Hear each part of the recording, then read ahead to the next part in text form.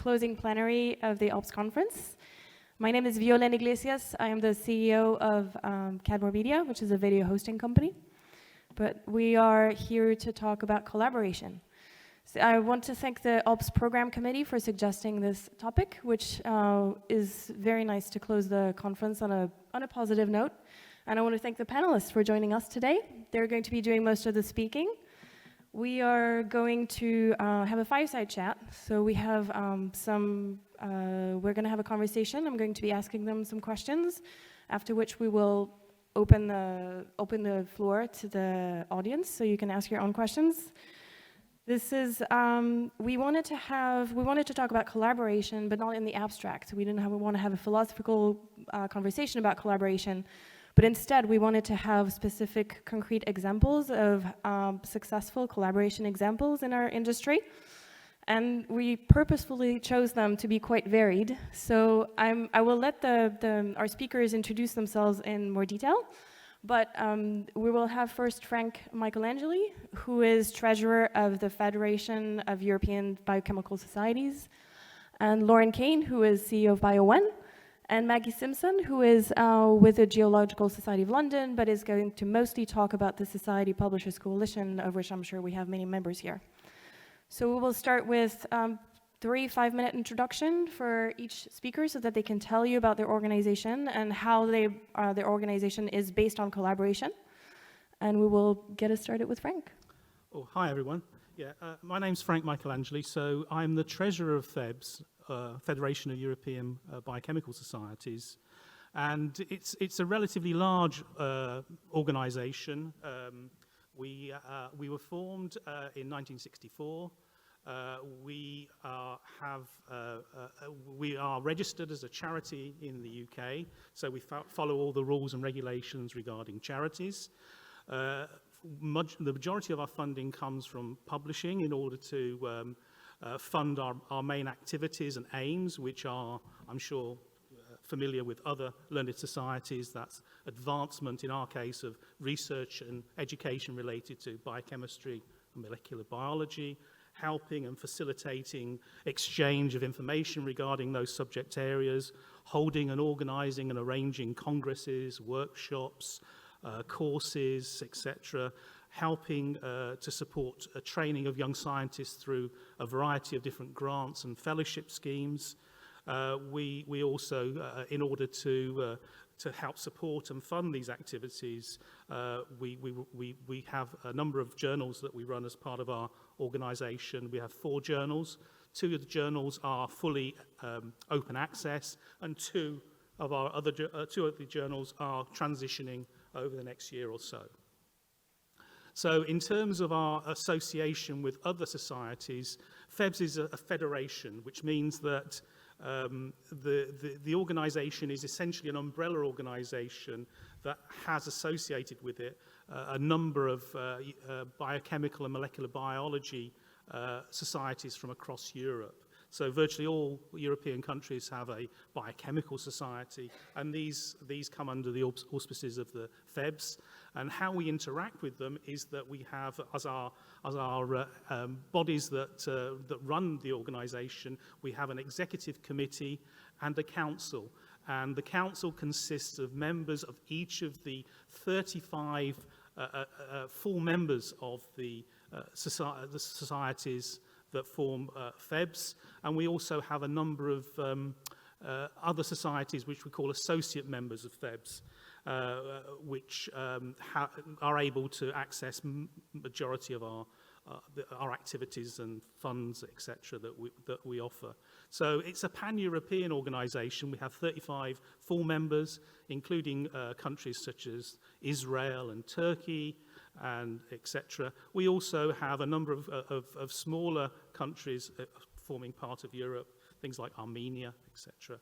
Associate members, these include countries in North Africa like Morocco and Tunisia. So each of these societies are represented in our council, which is our sort of ruling body, if you like, of the organization. And we meet up once or twice a year to discuss and vote on all sorts of aspects of the running of the organization. We also have a smaller committee called the Executive Committee that have key roles to play in running our activities, whether it be publishing, education, fellowships, etc., etc. And these, again, are people that are voted for by the members of council, which are represented by each of the constituent societies. So we're basically a body, if you like, of constituent societies. I think I'll stop there. Thank you, Frank. Lauren. Good morning. I'm Lauren Kane. I'm the CEO of BioOne, and BioOne is a nonprofit collaborative, a scientific publisher, and the largest independent content aggregator in the biological, ecological, and environmental sciences.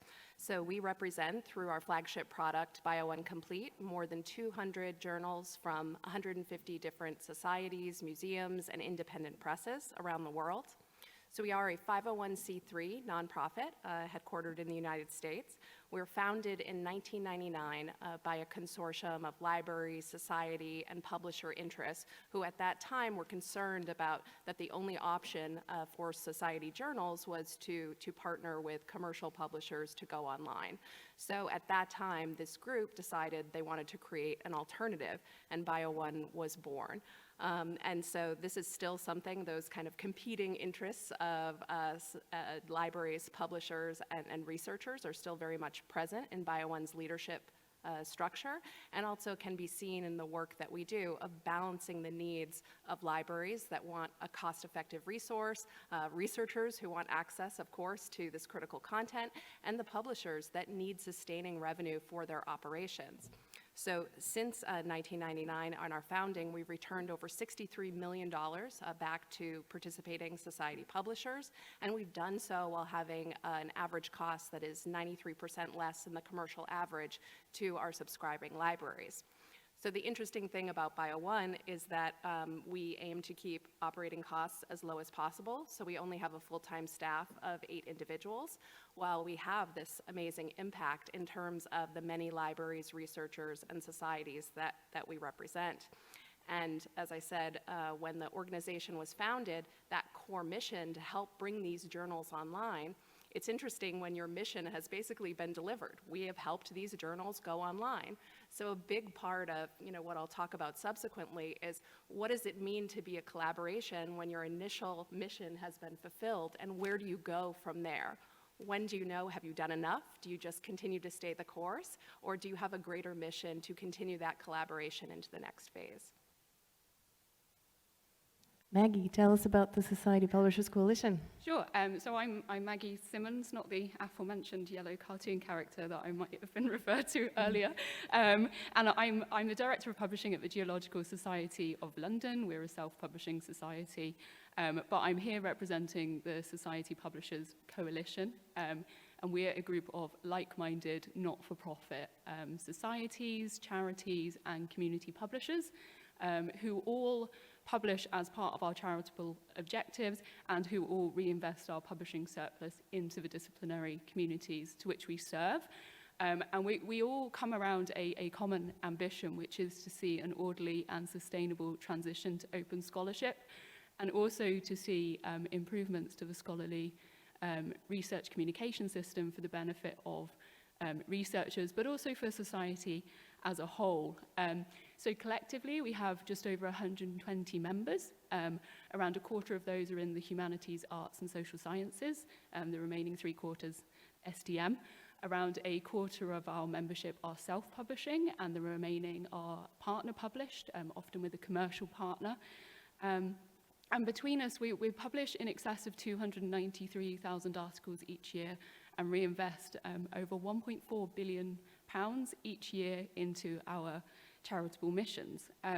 So we have come together. We're a supportive and friendly network. Societies collaborating, I know, is a thing that has been mentioned is difficult and perhaps not something we do, but I think this is reflective of societies actually coming together and collaborating. We have a council and a chair, which is elected by the membership and are representative of the diversity of our membership as well. And we work together through a series of working groups. So we have working groups for specific subsets of our membership depending on their context. So we have a working group for those who are partner published, we have one for those who are self-published, those interested in transformative agreements, and those who publish books. So together, really, the goal is to provide a really supportive forum and somewhere where we can information share, recognizing that together, we can pool knowledge and really address the changing landscape in a really proactive and constructive way. So thank you. So as you see, 3 very different examples of collaboration, but I'm sure you'll have things in common to say if I ask you, what are some benefits of working together in scholarly publishing? I think it's probably to do with, a greater number. One organisation maybe doesn't have a sufficient amount of influence on various activities that we do, compared with a body of societies all coming together under an umbrella like FEBS is, in order to be much more influential. I mean, one example of this was that FEBS was one of the main lobbyers for the European Union Commission in order to set up the European Union Research Council, and we were one of the people on that list that were really pushing the EU to set up this research council. So we have a lot of influence. I suppose it's because our membership, if you add all the members of the different societies that come under the umbrella of FEBS, it's well over 35,000 molecular life scientists. That's a big chunk of life sciences across Europe. So we do have a lot of influence when we come together. Yeah, I absolutely agree. I think we see commercial consolidation for a reason. It's very powerful to have economies of scale and also to act as a collective market voice. And so I think particularly for nonprofit societies, smaller societies, the only answer is to work together to achieve the same sort of impact and influence. So certainly on the financial side, there are economies of scale. On the revenue side, there's the ability to potentially work with consortia, work with national deals, have special package deals, things that could never be achieved by a small journal on their own. But I think there's non-financial benefits as well. There's things like collective brainstorming, having the power of a community, we'll talk about in a bit, things like when OSTP comes out with a new memo saying, what do you think about this? What are you going to do about this? Can we, have a community of practice around these sort of issues? It's incredibly powerful and beneficial. And I think, just more broadly, it is the ability to have a larger impact as part of a group than one organization can have on their own. And since for societies, that's very much part of their mission, I feel like collaboration is in their DNA. Well, I obviously agree with Lauren and Frank. Really, I think the key benefit is the economy of scale in terms of market voice and the pooling of knowledge. So I think maybe there's 3 main benefits of being part of Society Publishers Coalition. The first is being able to get a seat at the table through the scale that we have. We're a representative group within the publishing community, and as a result, we get a voice in consultations that individually we probably wouldn't have done. A small publishing society may not have found itself, in roundtables with UKRI and with Coalition S and things like that. And I must say some of this is, of course, in collaboration with ALPS as well. And the second benefit, which I think is a really significant one, is the sharing of understanding and knowledge between societies. When things change, sharing understanding of new policies and what that might mean, or new ways of doing things. In each society, often people wear multiple hats. Sometimes somebody doesn't even wear a specific publishing hat, and it can be difficult to keep up to speed. And it's a really efficient way for societies to maintain, an understanding of what's going on and what it means for them. Some specific recent examples is, publishers sharing experience with price transparency frameworks, or sharing marketing tips on new OA business models and things like that. And then finally, it's, we are centered around this common ambition to move to a sustainable OA landscape, and that's, collectively developing solutions to do this that are very specific to certain subsets of our membership. So Claire mentioned yesterday the work around vital statistics, so coming together to generate some transparent metrics that are really usable and wanted by the end user and are available openly, and that's something that members of SWOT-PC have come together to do. We have another group looking at principles behind around transformative agreements, which I can talk about a little bit later. And then we have, partner publishers really coming together and amplifying their voices with their commercial partners to get answers or to understand ramifications of things for them as societies. So really, it's all about the scale and the power of coming together. I'll just add one example. This is the one part where I would actually say something about the actual topic of collaboration. We have also technical collaboration, which is not represented on this panel. I am the chair of an ISO working group that works on standards, on actually guidelines for audio and video metadata. And ISO, of course, is a great example of an organization that brings everybody in the same room to come up with standards that allow for interoperability. Why did I volunteer to say that word? But it is actually probably the most common form of collaboration that I've seen. So what we're talking about is more on the policy side and the actual commercial side. But I think it's also a benefit. Working together also matters in terms of efficiency between all the different systems and vendors, et cetera, of our space. How about some challenges?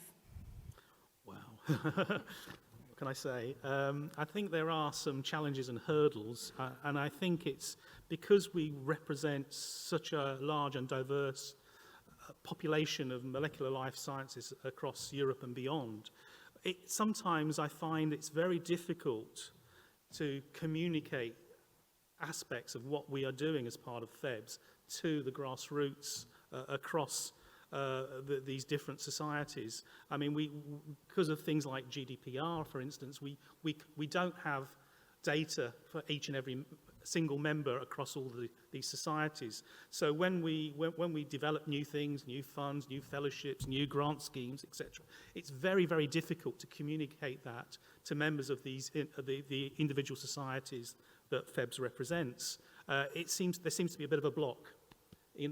Or a bottleneck, if you like, in that chain of communications. We send the information to the relevant societies, and we send them to their committees, their president or chair of their societies, but it doesn't seem to get beyond that very well, at least for some societies, especially the smaller societies that maybe have very limited manpower to run the organisations, and may even only have less than 100 members as part of their societies. So I think that's our biggest challenge is information in both ways, actually, both information from the individual members to FEBS and vice versa, sending information related to activities that we do to the individual members.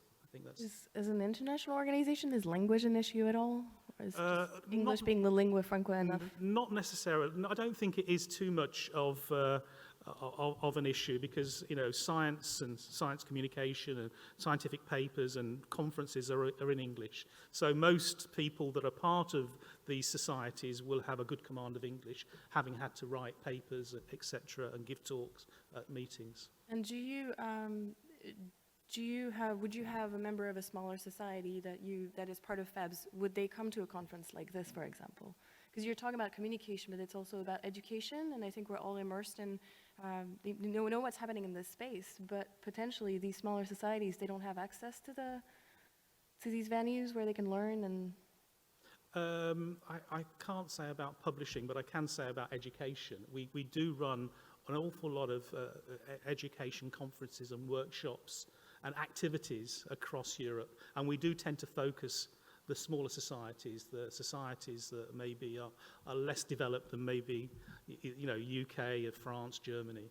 So we do tend to focus on those to sort of give them, give them some ideas about different and novel approaches to teaching, especially as we've gone through the sort of COVID period, about online teaching and stuff like that, because, they do appreciate that, and they do actually develop, and they do use that information to teach and educate their students, but also they bring it to the attention of their governments as well, and their education departments within government to say, look, we need to change the process of how we assess students, how we teach students. So that's one area that we do focus on quite a lot.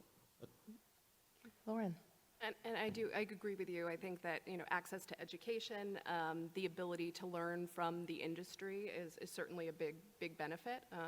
In your example, BioOne obviously is an ALPS member, with a few exceptions. I think most participants in BioOne Complete are not ALPS members, so we see part of our membership is to bring what we've learned here to our community. So absolutely, that's a big benefit as well. But in terms of the challenges, I think we've clearly laid out a lot of the positives here, but the reality is if it were easy, everyone would be doing it. And what I think we have to acknowledge is that as much as we can all say, yes, collaboration, working together, that's the future, it is deeply difficult to do in organizations that are siloed, can be insular, are operating with their own agendas. And so the biggest thing I see as a potential barrier at a high level to collaborations is that people need to be willing to do what they are good at, to focus on their core competencies, and they have to be willing to cede the rest. And that may sound simple, but it is so difficult, because I think there is this well-run organizations, people with energy want to say, well, we could do that. We could provide those services. We could do this as well as a university press does or another publisher, or sure, we could add that to the mix.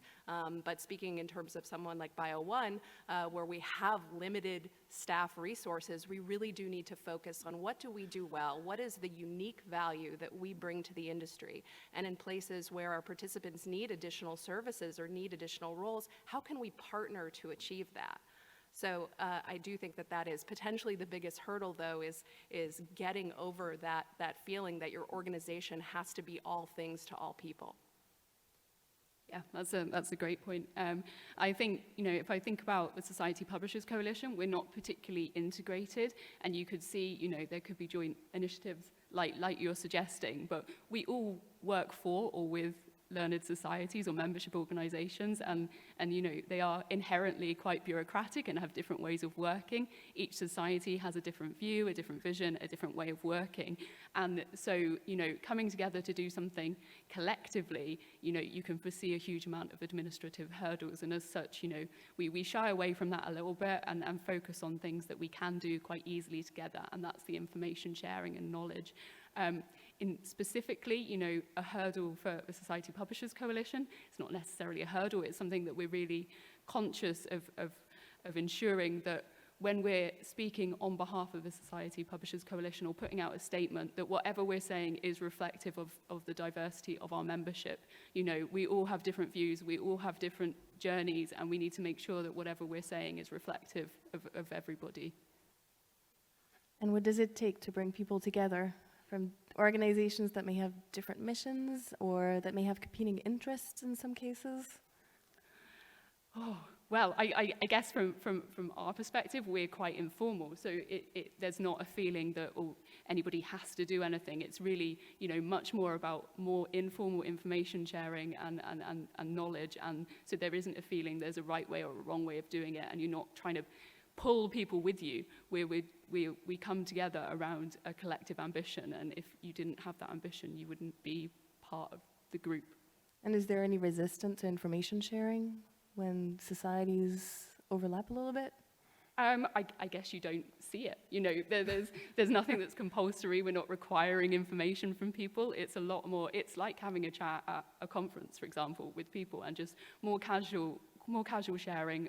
When there's an announcement, everyone will chip in, have a look and see what the policy means, ask questions.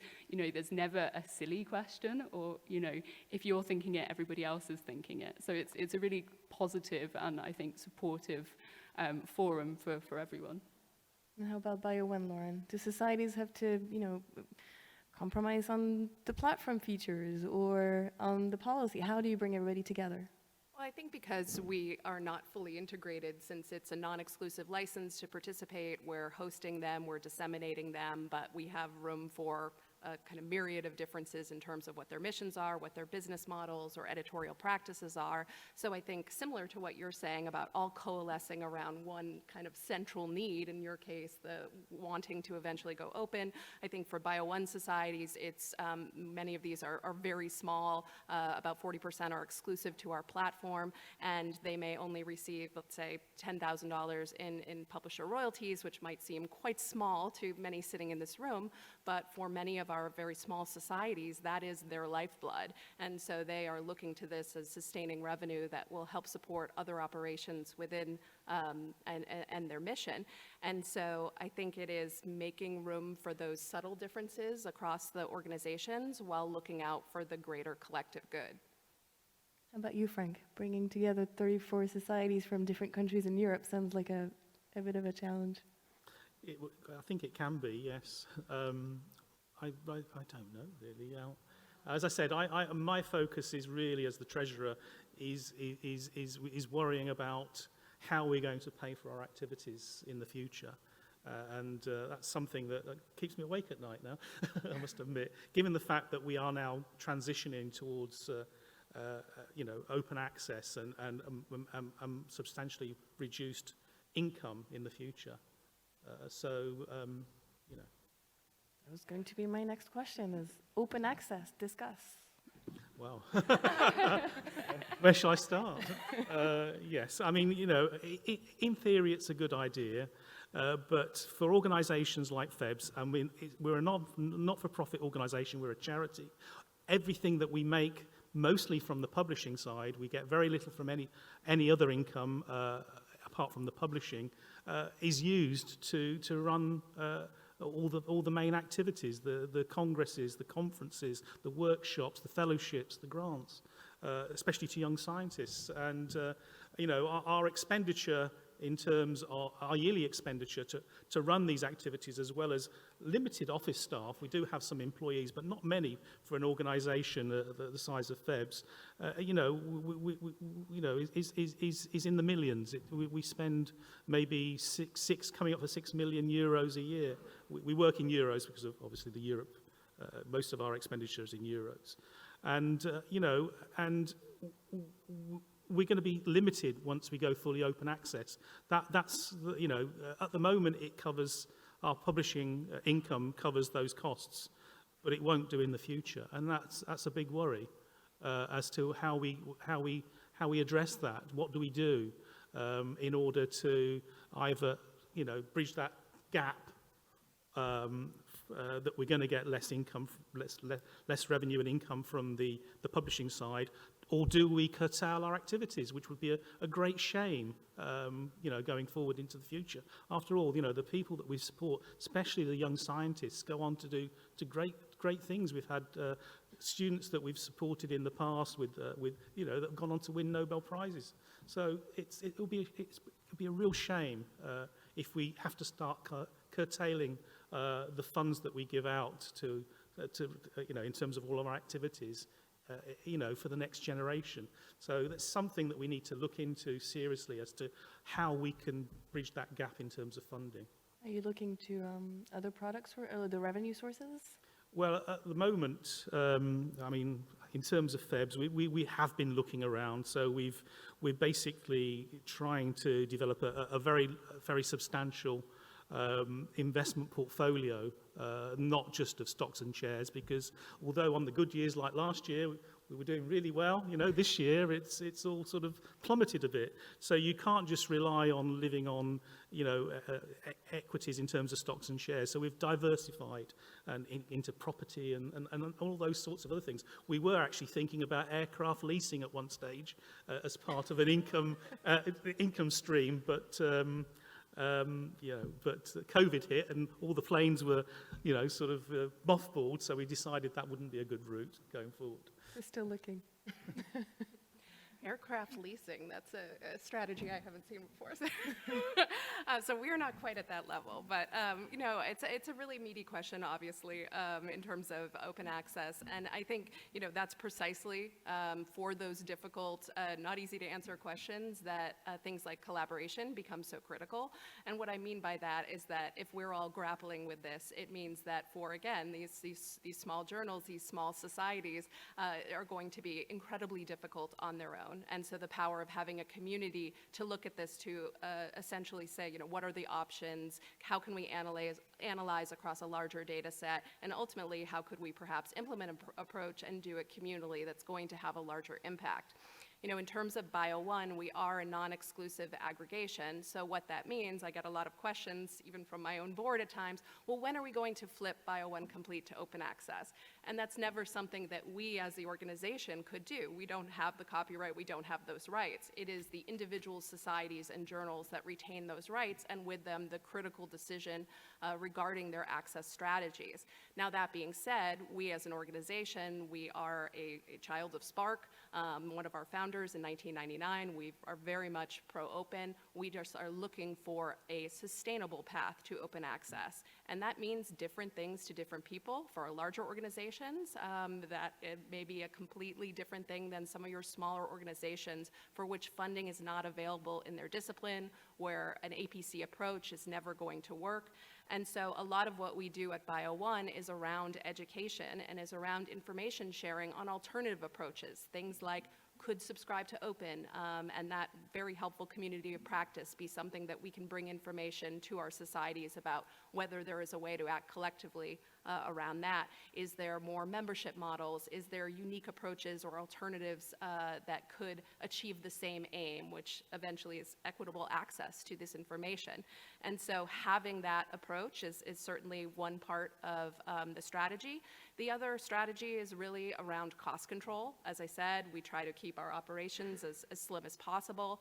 A big move that we did a few years ago was looking at our largest cost center was a commercial-based platform that was taking about 10% of our operating profits. And so we moved to a platform hosted by the scientific society SPIE as a way to both reduce our costs and, again, to have a collaborative partnership to further kind of our mission. So I do think that is one side of the open access coin, is how are we going to provide this equity long term, but also looking at this as a path or a road in which along the way, how can we conserve revenue so that we can return it to these society participants to get them kind of through this difficult time. And so I think I don't have all the answers, and yet the big thing in terms of having this collaboration is giving people the platform in which to ask the questions. Sure. Well, I agree with Frank and Lauren. Again, you know, we all have common and similar challenges, but we're all approaching it from different ways, from different viewpoints. You know, each society has different ways of doing things, and we're all at different points in our journey. So coming together as a collaborative is a really good way for people to learn, to sort of develop their ideas, create solutions, and choose the ones that are most suitable for their context. The Society Publishers Coalition, we have this joint ambition to see a sustainable transition to open access. So obviously we are taking some action. I mentioned previously, we're obviously engaging in consultations, and we really want to make sure that learned societies are seen as part of the solution rather than a group that are resisting change or are resistant to open access. We're not, but what we want to see is a transition that is fair and of benefit to everybody, and not at the expense of certain groups. So some specific things that we've done, we have a working group around transformative agreements, and collectively we've devised a set of principles, Society Publishers Coalition Unlimited Open Access, and this is really designed to be a set of principles that librarians recognize. You know, when they see that a transformative agreement is of this type, they know that it's from a not-for-profit, mission-led organization, and that it has certain characteristics around being uncapped and including all sorts of article types, and so they can recognize it and recognize what that means. outside of transformative agreements. You know, we have societies looking at alternative business models, Subscribe to Open and Diamond. And at the last survey, we have 39 members who are actively on their journey to transition, and 6 have fully flipped. And that's not just through the APC model, it is through Subscribe to Open and through the Diamond routes. And finally, you know, I've mentioned before, I speak for, you know, a very specific subset of the Society Publishers Coalition, the self-publishing STM, but our partner published group are really, really active in coming together and discussing, you know, ramifications of commercial publishers, you know, policies and what that might mean for their societies, and really, you know, working together to get answers to what are very common questions that they might not get answered individually. So yeah, I think, you know, there's huge benefit to coming together and working collectively on solutions, but knowing that, you know, one size doesn't fit all, and, you know, yeah. What does the future hold?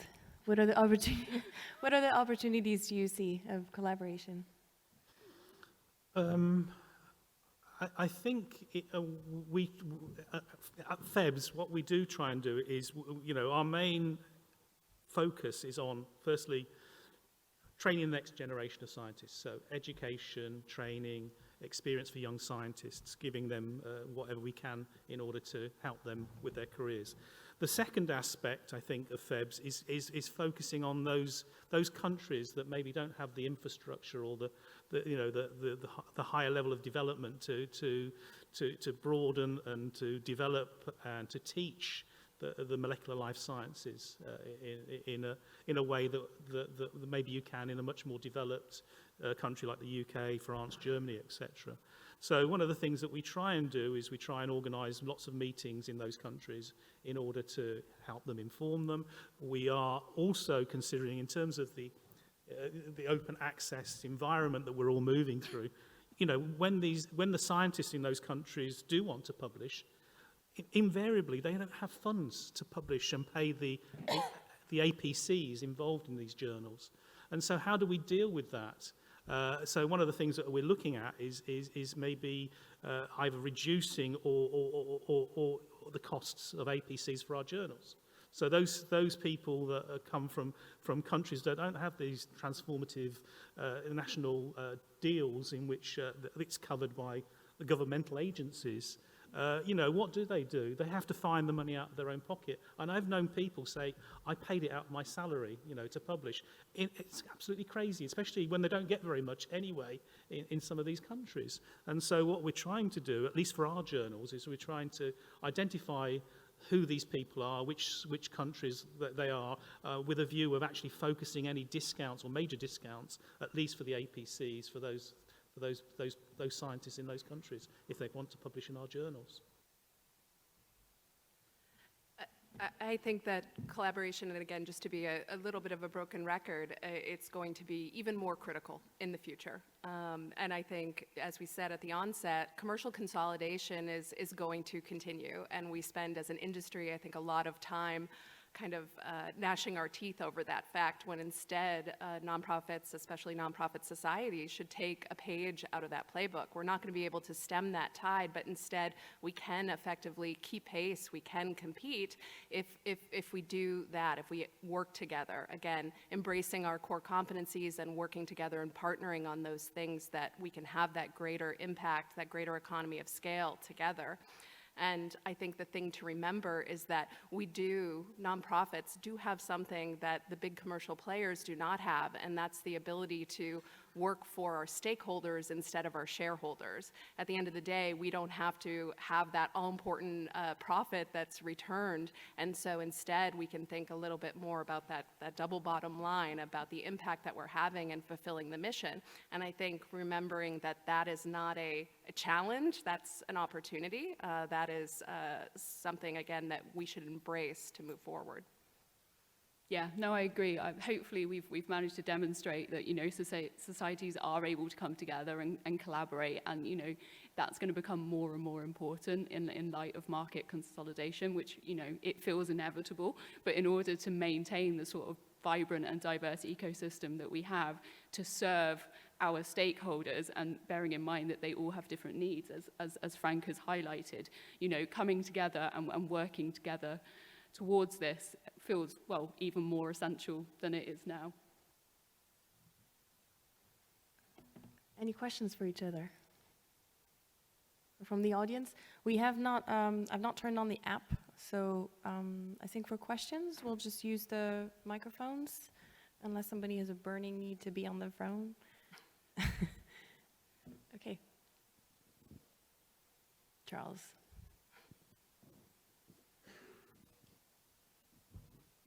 So my name's Charles Watkinson. I'm from University of Michigan Library.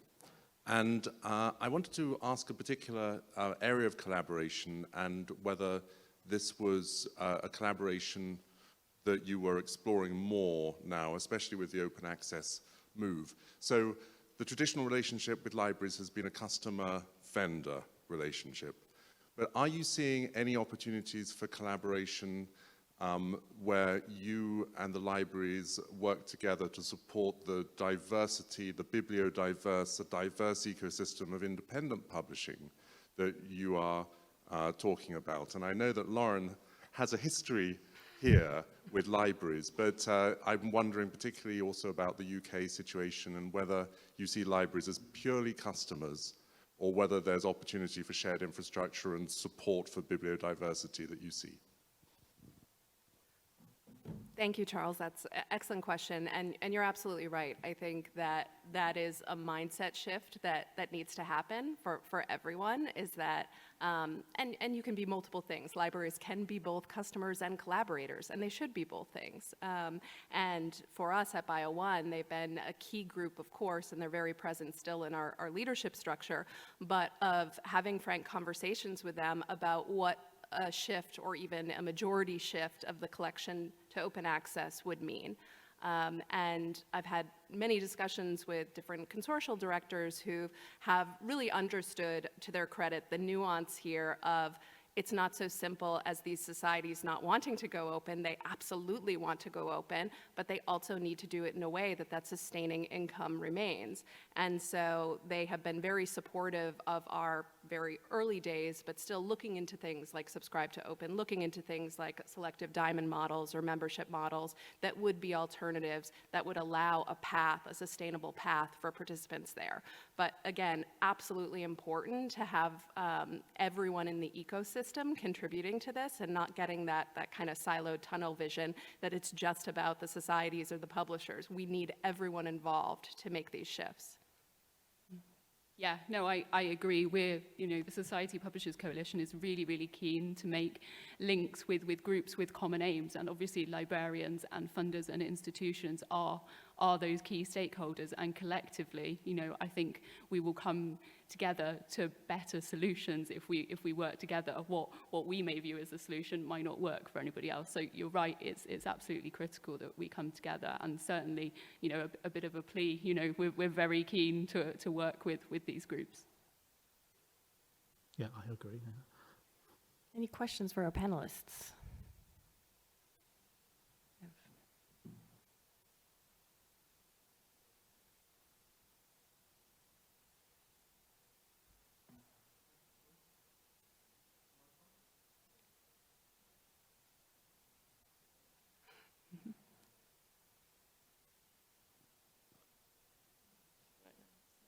Okay, thanks. Simon Holt from Elsevier. I just wanted to pick up on one point raised earlier in the conversation about fostering a culture of collaboration beyond the main contact person or chief executive or etc. How do the panelists think that we can more successfully go about this to create more of a culture of collaboration that cuts deeper into member organizations as opposed to just being about one or two individuals? I'll bring up my NISO example again. I think it's anybody who's involved in an ISO working group can be at any level in the organizations. Typically, they're pretty in the weeds. They can be in production, technical, etc. And that's an opportunity for them to work with other people in other organizations. That's how I started to get people from, to get to know people from other other publishers, and they're all working towards a common goal that is quite apolitical, if I should say.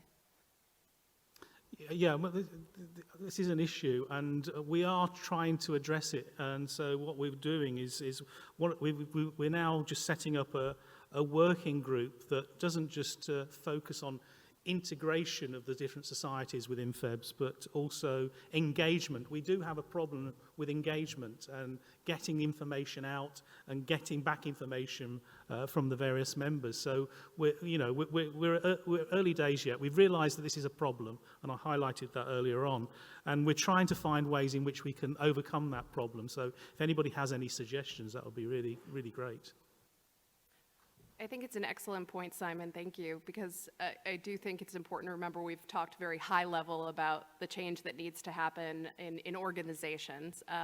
But you're right, change happens locally or at home first. And so in order to have these big scale shifts, we also need to think about the organizations themselves and how do you have a culture that is interested in partnering, that is interested in working together, that doesn't have that insularity. And I think that really goes to leaders at these organizations to have a more equitable structure, to have an open structure, to have to send people to meetings like this, to encourage people to have professional development around the changes in the industry. That if it's just one or two leaders at an organization that are going to this stuff, that are having access to this information, it's going to be very difficult to then execute on the types of shifts that we're talking about. Yeah, I feel like the Society Publishers Coalition is possibly part of the solution to this question. You know, it's not just, people at the heads of organizations involved. We're formulated around these working groups, and as such, you need the disciplinary experts in those groups, and those are the production people or, the marketing people of multiple organizations getting together and sharing knowledge. So, if we could broaden that to the whole community, and we were all, more generous with our knowledge and our understanding and not fearful of competition, then, I think that's a way to progress. And I think finding more accessible ways to meet as well. So whether it's local groups, so they're definitely ways to meet with other people in the industry if you're just doing happy hour or have a workshop in the city, and then virtual meetings, which are not as nice as this. They're also, they can be part of the solution too, where you can get more people to come. Yeah, no, absolutely. The Society Publishers Coalition, most of our work is done through Basecamp, like a project management forum tool. And, that's where most of the insights come through. We do meet virtually. We have met in person, but the way that people can interact is really, really quite accessible. It doesn't matter where you are or who you are. It's open.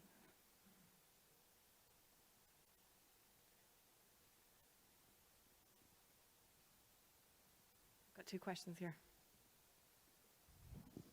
Hello, Anthony Watkinson, Cyber Research. I'm working as an information scientist on early career researchers, and my question is twofold, really. Is one, have you noticed a drop-off in the number of recruits coming into your societies as members? And second, I haven't had any experience of this from interviewing these early career researchers, except that they very rarely mention their learned societies in circumstances when you would expect them to do so. And secondly, some of you, I know Frank mentioned this, are you reaching out to early career researchers? Of course, if you can recruit them for the future in your societies, are your societies reaching out to them at the moment? And if so, in what ways? Yes, we are. I mean, as I said, one of our major aims is to help the early career scientists. So we are, we do get them. One of the key committees is Early Career Scientists Committee. We have early career scientists on that committee that feeds into the executive of the committee. In fact, the chair is on the executive as one of the main people on the main body that runs the organisation or helps run the organisation. We offer grants to them, fellowships. So We've got lots of schemes available now, you know, short-term fellowships, longer-term fellowships.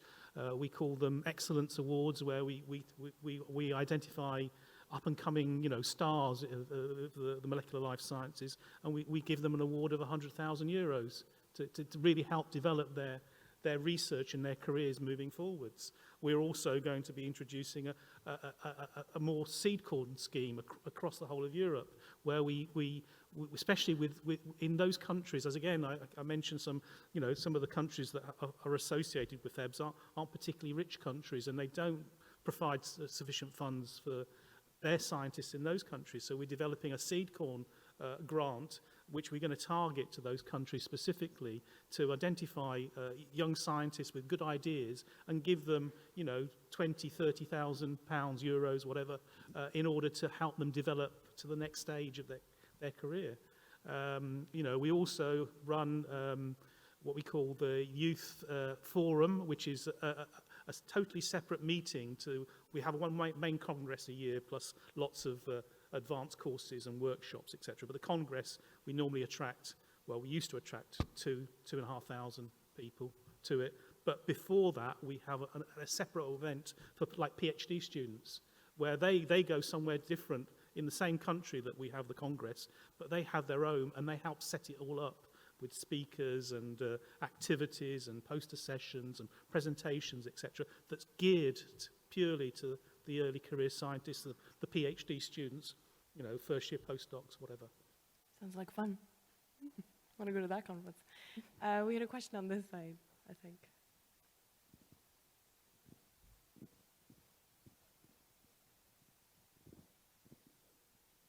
Hi, Sophia Anderton from BJU International, and disclosure, we are a member of Society Publishers Coalition, so great to hear about all the collaborations, and I think it's really positive, everything that people have been saying. Collaboration is fantastic. But where do you strike the balance between collaboration and competition, and have there been any problems that you've seen, and what do you do to make sure that they don't come to be?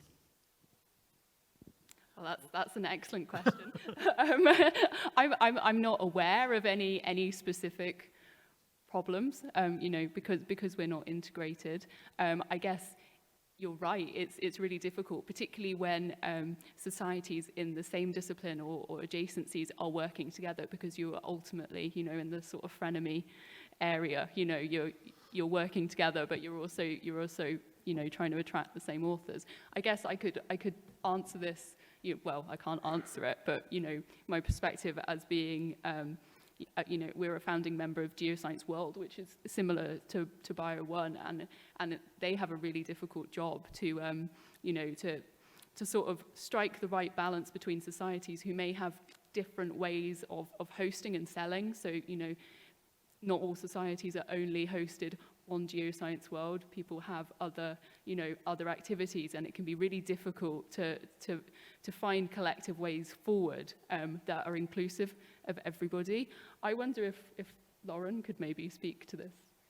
Yeah, you're absolutely right that definitely is a core challenge. And for us, it's not just a challenge about the differences between the individual societies that work with BioOne, but it's also about, as an organization where our key kind of stakeholders are both libraries and publishing societies, it's saying, how do you balance the needs of those two? Because again, if we were just looking at our publishing society interests, then we would probably raise prices considerably so that we could return more revenue, especially in these slim years, to our participants. But obviously, if we were going in the other direction and being more concerned about the needs of our library participants, we would drop the price considerably and make sure that we had more extended access. And so, but being an organization that seeks to absorb both of these needs without putting one over the other, we have to kind of strike that balance. And that is an ongoing challenge, to make sure that we're doing the best by both groups, by all groups, instead of just one at the expense of the other. Yeah, I mean, it is a really interesting question, and I think we'll just find out in the future, really, whether that's going to be a big problem or not. I mean, in relation to FEBS, we have four journals that generates most of our income. Many of the societies associated with FEBS are also publish. Some of them also publish journals, and we do compete for the same papers. And at the moment, it hasn't been a problem. But when we go fully open access, will that be a problem? I don't know. Limited number of papers. I do know that numbers of papers are starting to reduce. I don't know whether that's a COVID effect or what. There could be a problem, and I don't know how we're going to deal with it. But as I said, at the moment, we have 35 societies which forms FEBS. Some of those societies have their own journals, things like the UK Biochemical Society has a very successful journal called the Biochemical Journal, which competes directly with a number of our journals, FEBS Letters and FEBS Journal. It's a fairly broad biochemistry, molecular biology-based journal. It takes papers from various areas of that discipline. And so we are competing to some extent for the papers. And maybe this is one of the reasons, the drives for impact factors. I don't know whether that's the case. I noticed that lots of journals now are really focusing on impact factors. How can we get those good papers? How can we get the right number of papers in order to move forward? And I do know that, I tell them, when I do speak to the Publications Committee of FEBS, I do say that they seem to be very, very obsessed with these impact factors rather than, about accepting decent quality papers into their journals. They keep saying, well, it's decent, it's okay, but it ain't going to attract many citations. Maybe we shouldn't accept it. And I don't think that's the right views to take, but that's the sort of views that I see coming from the editor-in-chiefs of the journals that we run, because they are themselves scientists, and they want they want to have their journals have the highest impact factor in order to attract the better papers and the numbers of papers going forward. On that note, thank you, Frank. Thank you very much, Maggie, Lauren, and Frank, for coming here. Thanks. We're gonna.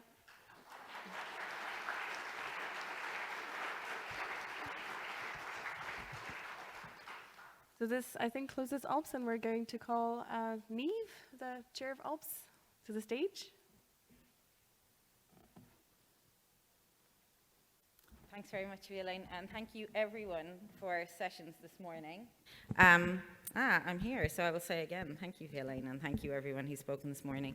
I won't keep you long from lunch and from your journey home, but just to say thank you so much to everyone who's contributed to making this such a great conference. We had a lot of discussion, as you might imagine, about getting everybody together in person again. And while we recognise the value that we've really had from the online conferences over the last couple of years, it is also really lovely to see everybody in person, and I've had the chance to meet all of you who are here, so thank you. Thanks for helping us to celebrate our 50th anniversary at ALPS. I hope that you've enjoyed the sessions and that you've enjoyed meeting people too. I'd like to give a very special thank you to our programme committee, to Sarah Grimme, who chaired that, to James Butcher, who worked closely with her, and to everybody who's been part of the programme committee for this meeting. It's really great to see lots of different aspects of publishing, societies, and all connected libraries, institutions, researchers covered. And I think looking back over the last 50 years and our great session this morning, looking at where we might be in 50 years from now, we can track progress over the next few years and see in what direction we go. Thank you very much to everybody who has sponsored us.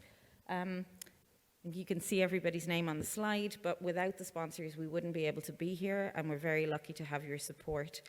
I want to congratulate our award winners again, to Charlesworth Gateway, to Gigabyte, and to Lorraine, all very worthy award winners, and really fantastic that to see that celebrated, and to everyone who was shortlisted, because I think it is always really difficult to choose who the winners will be out of such an amazing set of participants. And finally, I want to say a very special thank you to all of the ALPS team, and I'd really like it if we could all give a round of applause to Wayne, Leslie, Susie, and everyone who's worked so hard on making this conference a success for us. Thank you so much.